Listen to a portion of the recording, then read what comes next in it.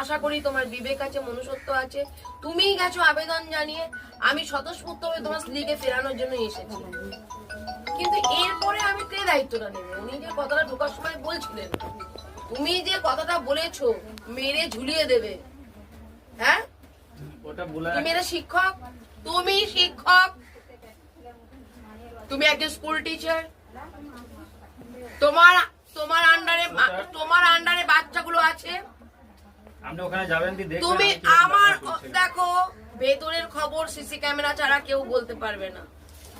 কারণ এইটা বলার কারণ কি মালপত্র নিয়ে আসা, ওর সাথে আমার ঘরটুকুর মধ্যে কি কথা হচ্ছে তুমি বলতে পারবে? এখানে বলো, যারা এইখানটাই বসছিল তারা বলতে পারবে ঘরের মধ্যে আমার কি কথা হলো এইটুকু টাইমের মধ্যে এত লোকের মধ্যে? তাতেই তোমরা বলতে পারবে না। আর পাড়া প্রতিবেশী তো বাইরে থাকে, লোকজন তো বাইরে থাকে, স্কুলের বন্ধু বান্ধব ফ্রেন্ড সার্কেল তো বাইরে থাকে, তারা ভেতরে কি হচ্ছে কি করে জানবে?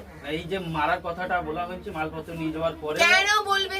মালপত্র নিয়ে যাওয়ার পরেও মানে তারপরও তুমি তাকে এই বাবা তোরা যা, বাচ্চাগুলো যাও, বড়রা ছাড়া কেউ থাকবে না, যাও।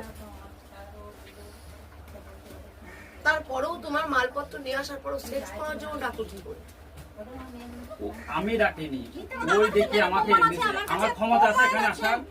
আমি বলছি তুমি ডেকেছো, আমি বলছি তুমি ডেকেছো, আমি ওকে চিনি না, আমি ওর কাছে কিছু শুনছি না, ওকে বলতে দিচ্ছি না। আর আব্বা যেরকম ব্যবহার করলো, আমার কি ঢোকার ক্ষমতা ছিল এই বাড়িতে? না, আমি তা বলছি না, তুমি ফোন করে ডাকছো তাকে, আমি বলছি না সে তোমায় ডেকেছে, তুমি তাকে ডাকছো।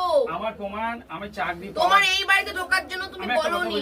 আমি চাকরি পাওয়ার পরে ও যখন 28 তারিখে মালনি চলে গেল, 31 তারিখে আমার প্যানেলে নাম চলে এলো, নাম চলে আসার পরে আমাকে ফোন করছে যে কংগ্রাচুলেশন তুমি চাকরি পেয়েছো, তুমি জানালা না। এবার তুমি মালপত্র নিয়ে চলে গেছো, তুমি তো আমার তো ওই স্ত্রী লাই, তুমি কেন স্ত্রী নয়? তুমি থানাতে দুবার গেলা, ডিভোর্স হয়ে গেলে স্ত্রীর অধিকারটা চলে যায়, কিন্তু স্ত্রী তো থাকে।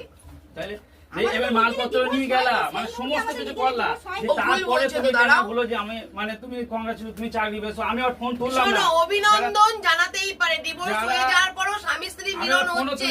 আর বাবার মোবাইল থেকে ফোন চললো, যে আমি তুললাম না, আমার দুলাভাইকে দিলাম, যে দুলাভাই বলছি হাগো তোমরা মানে পয়সা নিয়ে যাওয়া নাকি? দিয়ে বলছে না আমরা নিয়ে এসেছি মাল, আমরা আবার দিয়ে আসবো, আমার মেয়ে আবার যাবে।